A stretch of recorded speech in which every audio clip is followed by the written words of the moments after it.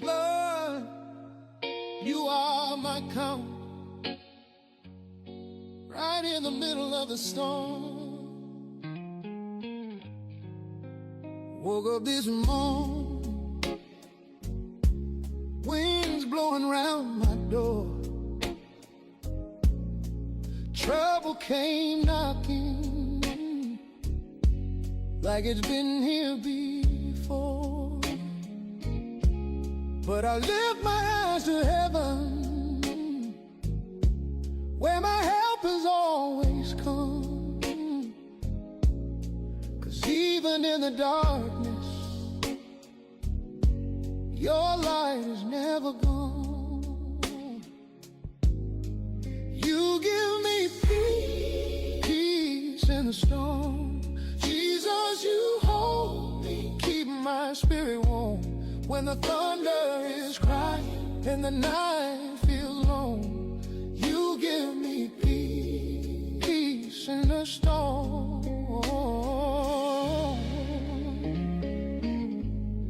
The waves try to drown me, the rain tries to fall strong, but your voice whispers softly, child, you're where you belong. I ain't walking lonely, no, not anymore.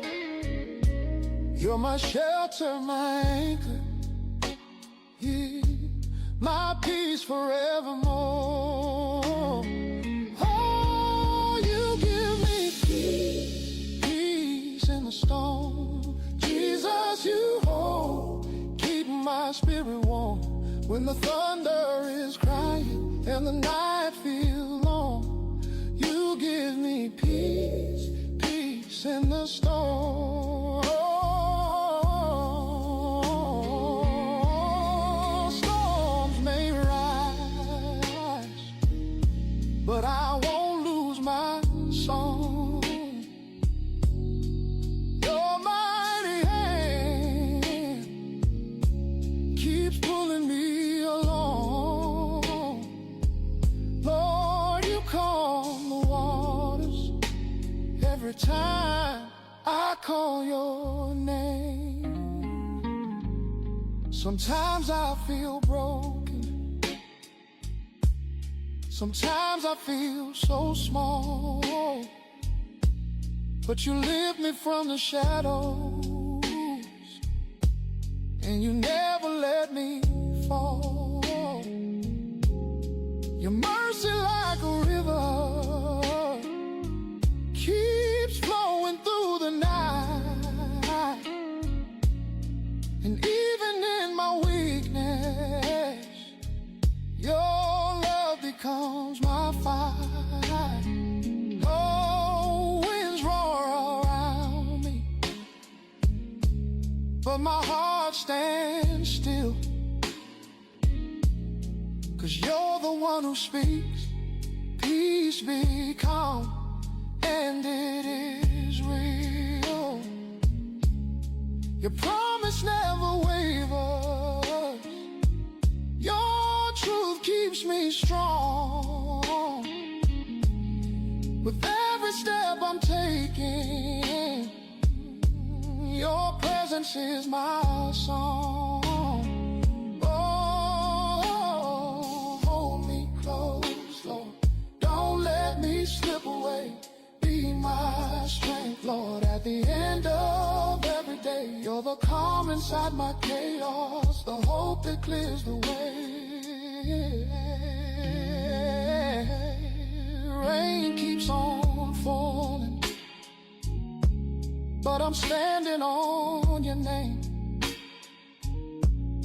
'Cause every single battle you've already overcame.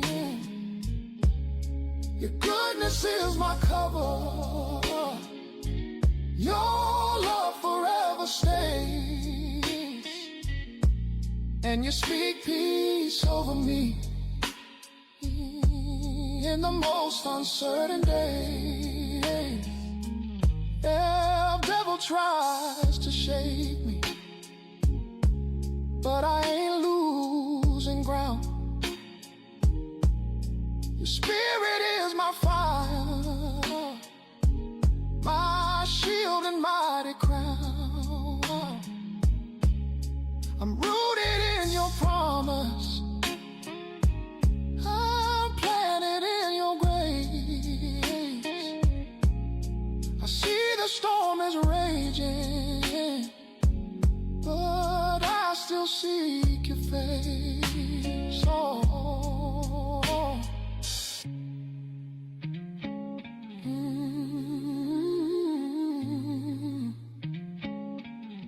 Yeah, play, Lord. Let the strings cry out. Peace, peace in my soul. Every trial I've been facing was shaping who I am. Every tear that I've been crying was carried by the Lamb. Now I'm standing in the sunshine, my spirit has been reborn. 'Cause even through the trials, you gave me peace in the storm. Whoa, thank you for your mercy, thank you for your grace, thank you for your guidance in every broken place. My past has lost its power, my future is restored. 'Cause even in the valley, I'm walking with the Lord. Storms may come again, but I won't be afraid.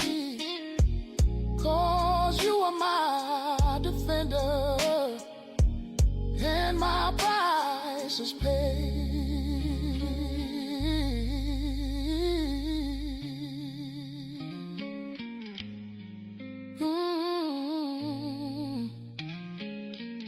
Peace in the storm. Jesus, you are my peace forevermore.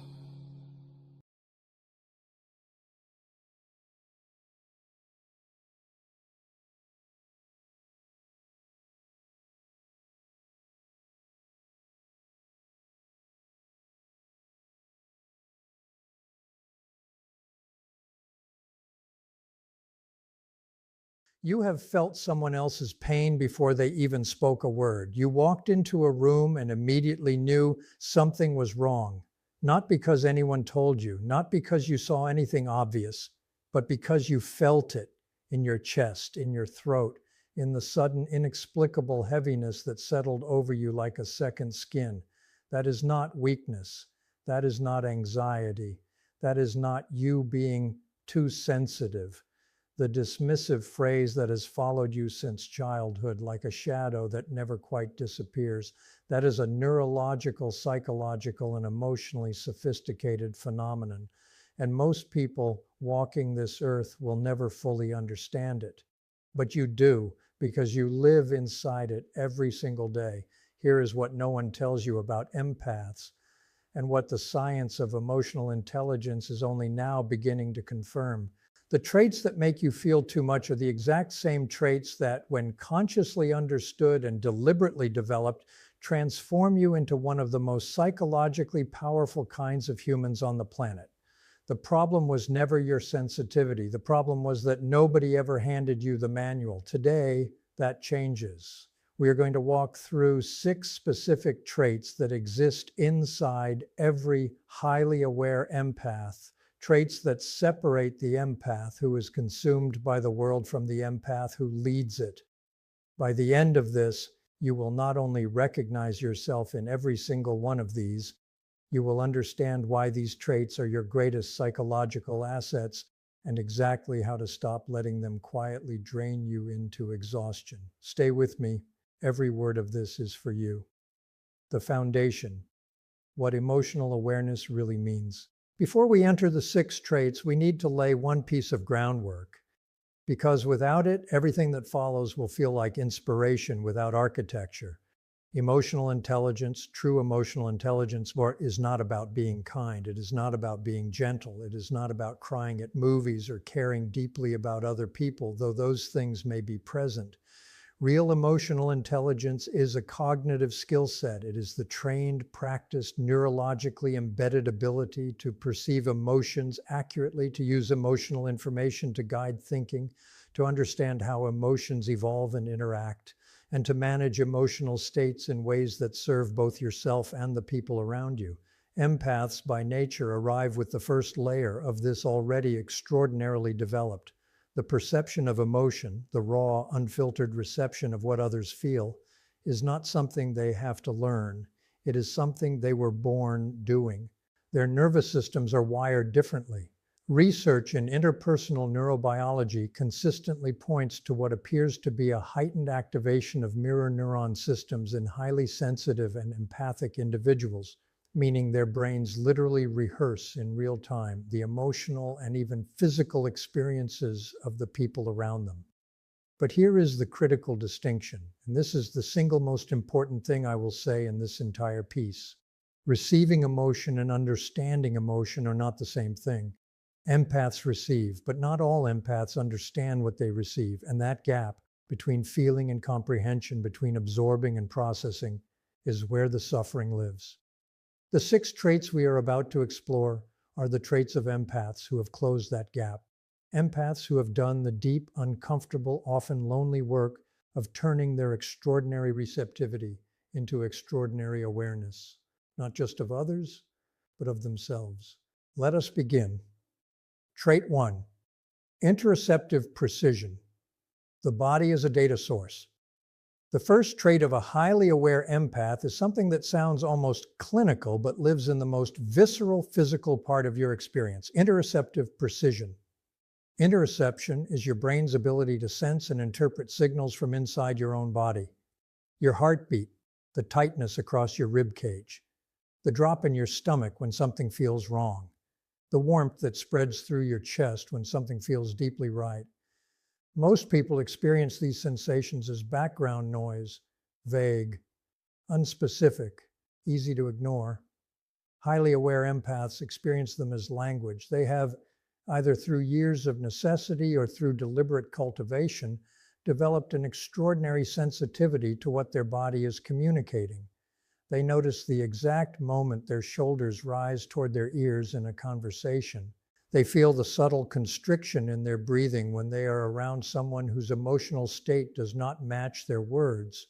They register the physical weight of walking into a space where conflict occurred hours ago, even when the people involved are no longer present. This is not mysticism. This is neuroscience. The body's nervous system is constantly processing information that the conscious mind has not yet caught up to.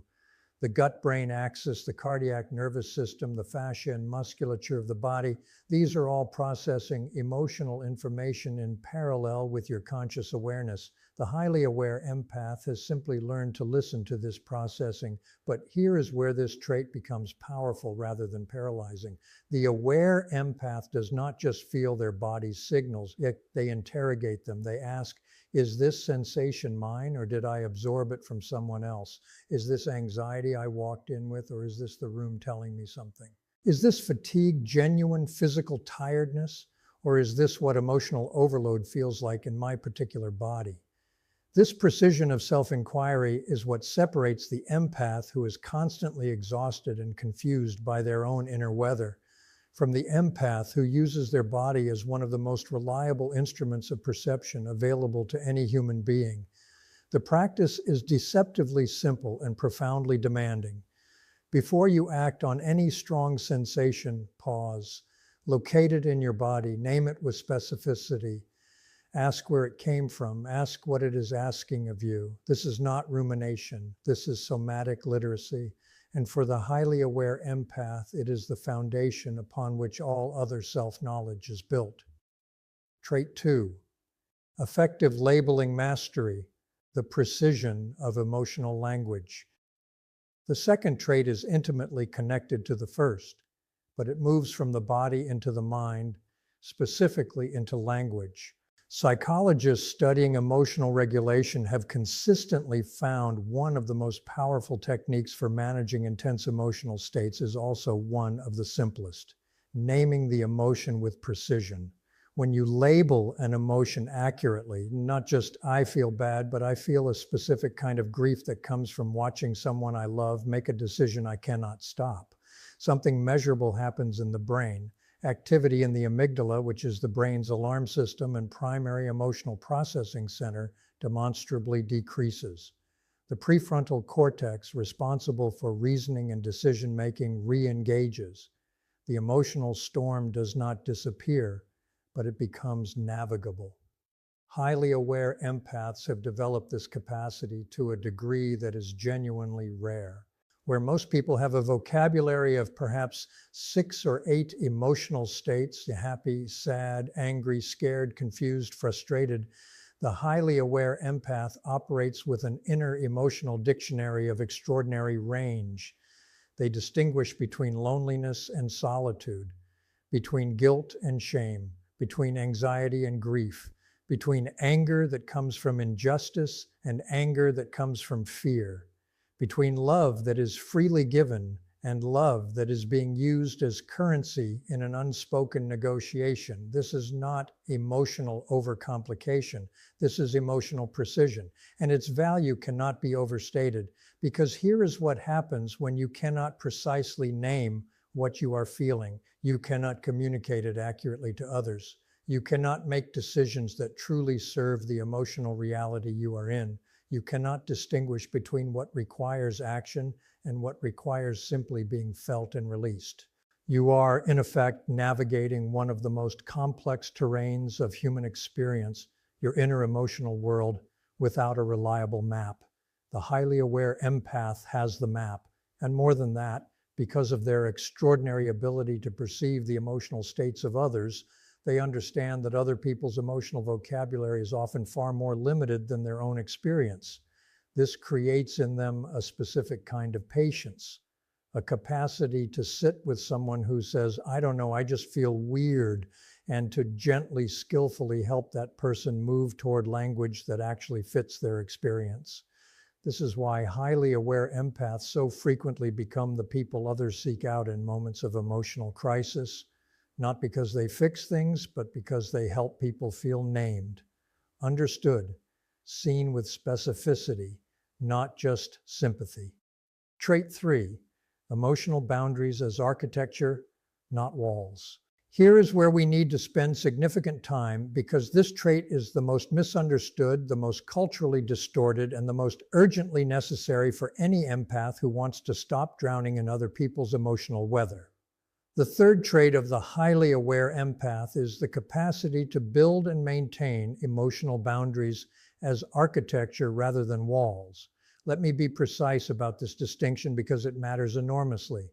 A wall is defensive. It is built in reaction to pain. Its purpose is to keep things out, to prevent feeling, to prevent vulnerability, to prevent connection. A wall says, I will not let you in. It is a closed system.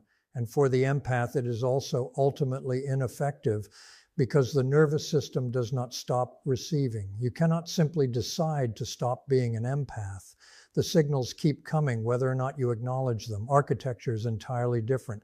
Architecture is intentional. It is designed not to prevent experience, but to organize it. It creates space where certain things happen and other things do not. It acknowledges reality rather than attempting to deny it. Architecture says, I know what comes in here, I know where it goes, and I know how to process it before it spreads through everything I am. For the highly aware empath, emotional architecture is built around one foundational question. Is this emotion mine to carry? This is not a selfish question. This is a survival question.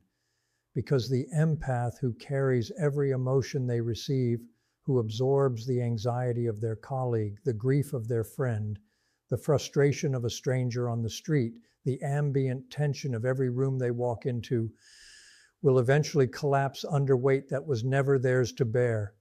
Highly aware empaths have learned, usually through painful experience, to feel without fusing, to be present in someone's pain without becoming the pain, to witness suffering with full emotional engagement while maintaining the crucial awareness that they are the witness, not the sufferer.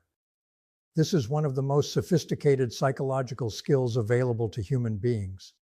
It is what allows therapists to sit with trauma without being traumatized, what allows great leaders to carry the emotional temperature of an entire organization without losing themselves, what allows parents to hold their child's fear without amplifying it.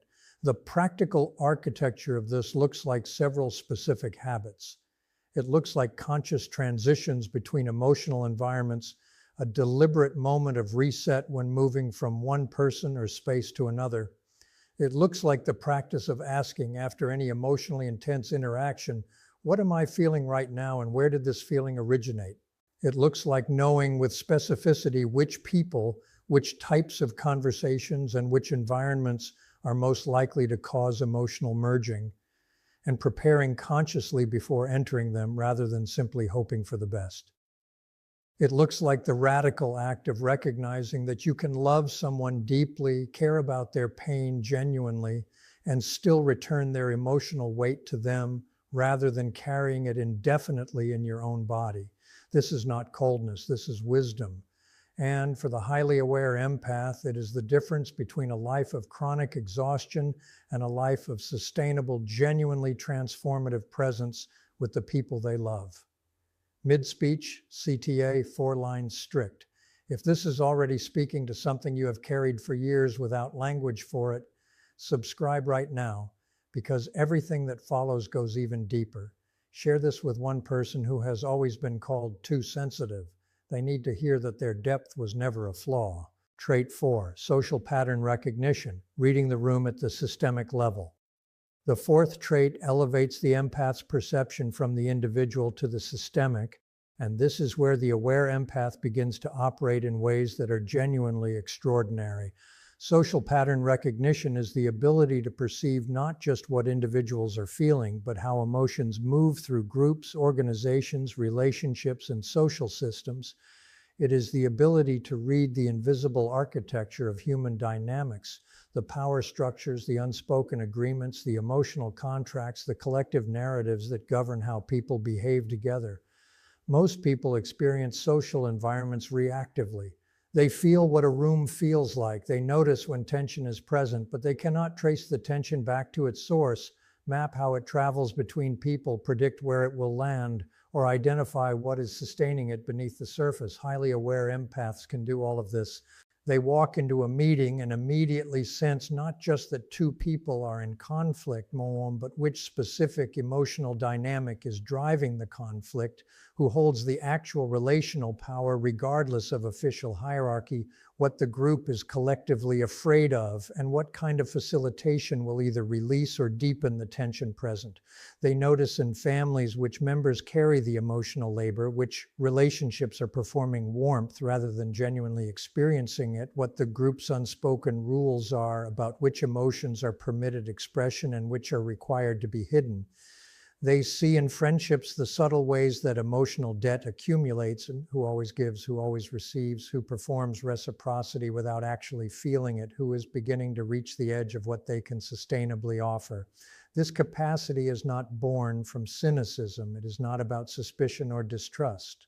It is about a kind of social reading that is simultaneously deeply feeling and deeply analytical, the rare integration of the heart and the mind operating together in real time. The highly aware empath has learned not only to perceive these patterns, but to do something even more remarkable, to resist acting on every perception immediately. Because one of the great vulnerabilities of the empath is the compulsion to intervene, to fix, to soothe, to smooth over conflict before it has a chance to produce the friction that sometimes creates necessary change. The aware empath has learned the discipline of witnessing social patterns without reflexively managing them. They have learned to ask, is my impulse to intervene here coming from genuine care for these people, or is it coming from my own discomfort with the tension I am absorbing? That distinction between care-driven action and discomfort-driven action is one of the highest expressions of emotional self-awareness available to any human being, and it is something the highly aware empath practices constantly. Trait 5, compassionate detachment, the paradox of deep presence. The fifth trait is perhaps the most paradoxical and the most profound. Compassionate detachment is the capacity to be fully, genuinely, unreservedly present with another person's emotional experience while simultaneously maintaining a stable, grounded, unmerged sense of self. It is the ability to care completely without being consumed, to feel deeply without losing the thread back to yourself. This sounds like a contradiction. In the context of the culture's understanding of empathy, which tends to equate depth of feeling with loss of self, it is a contradiction. But in the context of mature emotional intelligence, it is not a contradiction at all. It is the natural result of the integration of every trait we have discussed so far. When you have interoceptive precision, you can feel deeply and still know where you end and another person begins. When you have effective labeling mastery, you can name what you are experiencing with enough specificity to know whether you are in your own emotional experience or someone else's. When you have emotional architecture, you have designed the internal space in which feeling can happen without flooding. When you have social pattern recognition, you understand the dynamics at play too clearly to simply dissolve into them without awareness. And from all of this, compassionate detachment becomes not a strategy, but a state. A way of being with people that is simultaneously warmer and steadier than what most people experience as empathy. This is what the greatest therapists, the most effective teachers, the most respected leaders, and the most beloved parents share. It is not that they feel less, it is that they have learned to feel within structure, to be present within boundaries, to give their full emotional attention without sacrificing their psychological ground. For the empath, developing this capacity often requires working through a deeply uncomfortable belief, the belief that full care requires full merger, that loving someone means absorbing everything they feel, that being genuinely present means losing yourself, that if you maintain any sense of self, any separation, any groundedness, you are somehow caring less. This belief is not love. It is anxiety wearing love's clothing. And releasing it is one of the most liberating things a highly aware empath will ever do. Because when you can be fully present without being consumed, when the person in front of you can feel your complete attention, your genuine emotional engagement, your real human warmth, while also sensing the steadiness behind it, you become something that is extraordinarily rare and deeply needed in this world. You become safe. Not safe in the sense of harmless, safe in the sense of trustworthy, safe in the sense that people can bring their worst, most frightened, most broken parts to you and trust that you will neither run from those parts nor be destroyed by them. That is not just a personal asset. That is a gift to every human being fortunate enough to be in your orbit. Trait 6, purposeful emotional contribution, the integration of all traits. The sixth and final trait is where everything comes together, and where the highly aware empath moves from being someone who experiences emotional depth to someone who directs it with intention. Purposeful emotional contribution is the conscious, deliberate choice to apply your extraordinary sensitivity in service of something beyond your own experience. It is the transformation of what began as a burden and feeling everything, always without permission, without pause, into a vocation, a calling, a specific, grounded, practical commitment to using your gifts in ways that genuinely serve the world. This looks different for every empath. It is not necessarily about becoming a therapist or a counselor, though for some empaths that is precisely the right path. For others, it looks like becoming the kind of leader who changes organizational culture by modeling emotional intelligence at the highest levels. It looks like the teacher who understands that the child acting out in the back of the classroom is not defiant but terrified, and who has the sensitivity to perceive that difference and the skill to respond to it. It looks like the artist whose work reaches into the collective unconscious of an audience and names what they have been feeling but could not articulate. It looks like the friend who shows up not with advice but with presence, with a specific, skilled, grounded kind of presence that can hold space for another human being's full experience without diminishing it. But there is something critically important about this trait that distinguishes the highly aware empath from the one who is still operating from wounding rather than wisdom. Purposeful emotional contribution is always preceded by self-responsibility. The empath who contributes from their gifts rather than from their wounds is the empath who has done the inner work first, who has developed the interoceptive precision to know their own body, who has the effective labeling mastery to navigate their own emotional terrain, who has built real emotional architecture rather than living in permanent vulnerability to everyone else's weather, who has developed the social pattern recognition to see dynamics clearly rather than being swept up in them, who has cultivated compassionate detachment as a genuine state rather than an aspiration, because the empath who attempts to contribute emotionally without this foundation, who rushes toward others' pain without first managing their own, does not help. They merge, they codepend, they overfunction and under-resource themselves. They give until they are empty and then feel resentful or invisible, or both. They attract dynamics that confirm their deepest fear that their sensitivity is a liability rather than an asset. The highly aware empath has confronted this pattern, usually in the wreckage of at least one relationship, one friendship, one professional situation where giving too much of themselves produced the opposite of what they hoped for, and has made a different choice. The choice is not to give less. It is to give from fullness rather than from depletion, to contribute from a place of genuine surplus rather than anxious sacrifice, to show up not because you cannot tolerate someone else's pain, but because you have something real and sustaining to offer, and you have taken care of yourself well enough to deliver it fully. This distinction between contribution from depletion and contribution from wholeness is the final and perhaps most important frontier for the aware empath.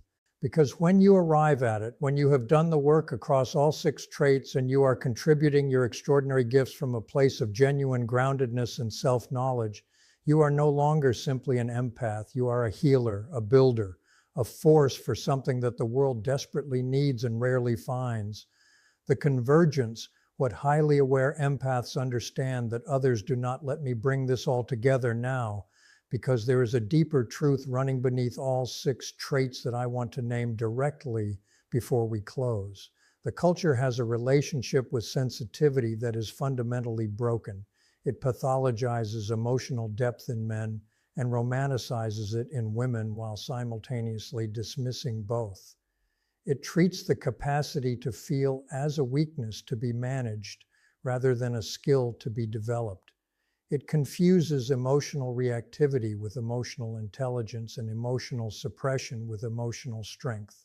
Highly aware empaths stand as a living refutation of all of this. Not because they are fragile, not because they are magical, not because their sensitivity excuses them from the hard work of psychological development, but because when that sensitivity is paired with rigorous self-awareness, with the courage to do the inner work, with the discipline to develop real skills alongside the natural gifts, what emerges is something that cannot be replicated, cannot be manufactured, and cannot be artificially trained into someone who does not carry the raw material. What emerges is a human being who can feel the world with extraordinary depth and navigate it with extraordinary skill, who can be moved without being swept away, who can love without losing themselves, who can see through the surface of every human interaction to the emotional truth beneath it, and who can respond to that truth in ways that are simultaneously honest, compassionate, and wise. And this is what the 6 traits in their fullness produce. Interoceptive precision, the body as an instrument of knowing, effective labeling mastery, the mind as a precision tool for emotional understanding, emotional architecture, the self as a designed system rather than an open wound, social pattern recognition, the world as a readable, navigable, emotional landscape, compassionate detachment, presence as both warmth and structure, purposeful emotional contribution, your gifts as a conscious offering rather than an involuntary bleeding. Closing, the invitation. I want to leave you with something that is not a summary or a strategy or an action plan. Though I hope you are already forming those as you have been listening, I want to leave you with a question. You have probably spent a significant portion of your life wondering whether something is wrong with you, whether the depth of what you feel is a problem to be solved, whether the fact that you experience the world differently, more intensely, more personally, more relationally, more emotionally, is a flaw in your design rather than a feature of it. What if the question itself has been wrong all along? What if the real question is not, what is wrong with me for feeling this much, but rather what becomes possible when I learn to feel this much with awareness? That shift from pathology to potential, from burden to craft, from sensitivity as wound to sensitivity as instrument, is the psychological journey of the highly aware empath. And it is not a journey that ends. It is a practice, a daily, sometimes difficult, always